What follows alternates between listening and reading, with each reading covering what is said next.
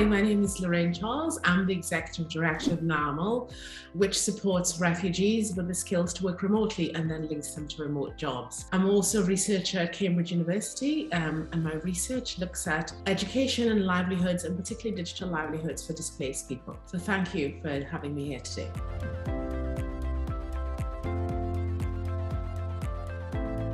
NAML was born out of my research looking at the challenges that refugees faced in the Middle East and looking at sort of the status quo, and this was in 2015 and 2016, and recognizing that there was a very narrow view of what employment looks like from organizations which were training refugees in really globally marketable skills. They viewed employment as sort of looking within the host community, and I was curious about what the perception was around remote work.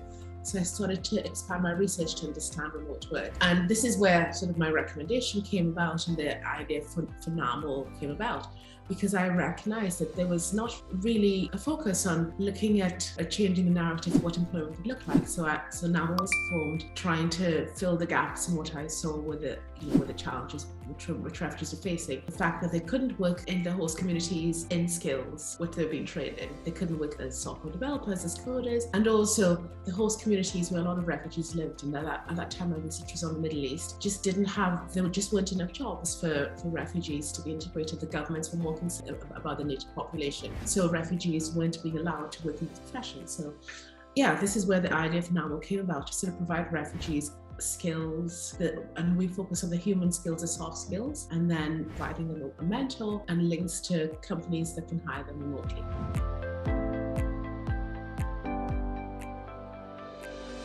Well, a lot of refugees live in places where they either don't have access to employment because of legal barriers that prevent them from working in the host community, or often the host community doesn't have enough jobs even for the host community. So this opens up an opportunity for refugees to the global marketplace. But also on the demand side, we know that there's a lot of companies can't find the talent that they need. Companies need tech talent globally. They often struggle to find tech talent within the areas in which they exist. And added to that, companies are always looking for diverse talent. So with refugees working remotely, this gives companies an opportunity to find the talent they need and find diverse talent which they know improves performance.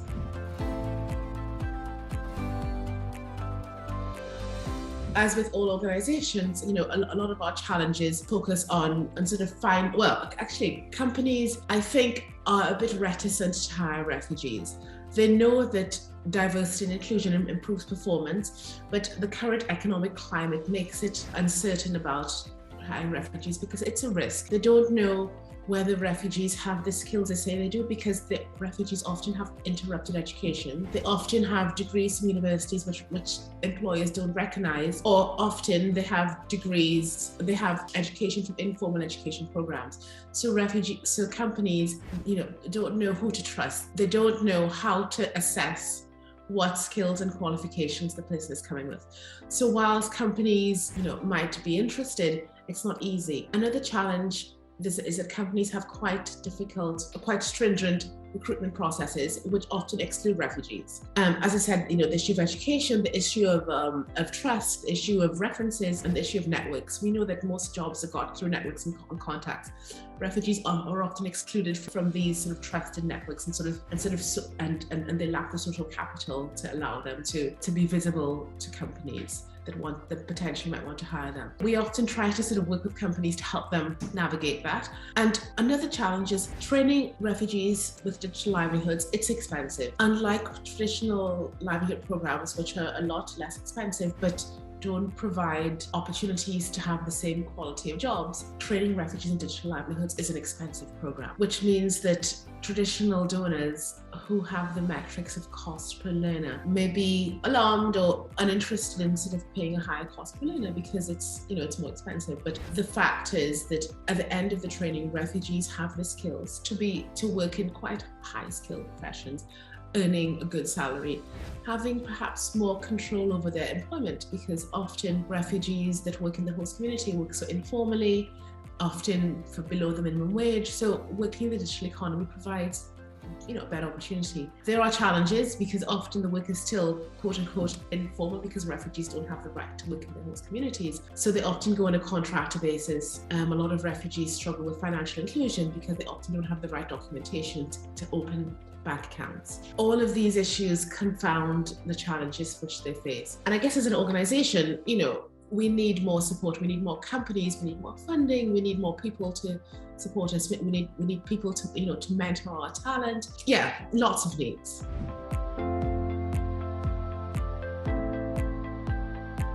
Research shows that the skills that are in demand in the digital economy are software developers, artificial intelligence, cybersecurity. These are the jobs which are in most demand, UX, UI design. These are the jobs which are in most demand. So we sort of try to focus on these skills, software development. There's a huge demand. Quite interestingly, the demand had been for senior developers, but of course there aren't enough senior developers around. So companies are beginning to sort of to reconfigure. Okay, we can't get a senior engineer that we want. How can we get junior talent to sort of build their skills? I've sort of heard of companies who are looking at hiring more junior talent because they can't find the senior talent they need. So jobs in the tech sector, this is where the growth is. And of course, these are the jobs that can be done remotely. What are our plans for the future? We want to consolidate the demand side. How can we sort of consolidate companies finding skilled talent and sort of working together with other organizations? We believe in partnerships. Working together with other organizations doing the same things that we are, training refugees. How can we provide a unified front to employers to say, we're training highly skilled refugees. The talent that we're training, they have the skills you need. They have the resilience you need. They'll be loyal to your company. So, I'd like to work together with organizations to have a unified front to come to employers. So again, employers can trust that the talent that they see have the skills and qualifications that they need. And also this sort of helps, refugees with that whole social capital by working with organizations. We become their references. We become their network, which provides them the visibility to companies that want to hire them. Yeah, I guess the plans to have programs in other locations. We start in the Middle East. We've done a bit in Africa. So I see the next year with lots more growth into Africa. That's where a lot of the interest seems to lie there at the moment. Yeah, just sort of keep on growing. We've recently registered a non-profit. So we have the company and the non-profit to really find a way to be sustainable as an organization and not depend on grants all the time, but still recognizing that the whole non-profit is still what some some donors want, where they want to provide their funding. So we have the opportunity, so we have the way to accommodate both.